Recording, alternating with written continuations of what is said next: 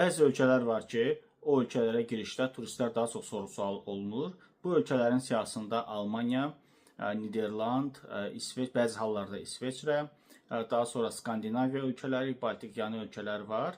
Deməli, bu ölkələr daha çox istəyirlər ki, siz o ölkəyə girirsinizsə, o zaman həmin ölkədən alınmış viza ilə daxil olasınız. Məsəl üçün, İtaliya vizasından siz Almaniyaya daxil olmaq istəyəndə və ya Yunanistan vizasından Almaniyaya daxil olmaq istəyəndə, o zaman sərhədçi sizdən daha çox sual soruşur, sizdən bütün sənədləri istəyir, sənədlər, rezervasiyalar, biletlər, geriyə qayıdış bileti və s. Və bu suallara dürüst cavab vermək lazımdır sərhədçilərin suallarına. Yəni, bu hallar yenə də baş verə bilər.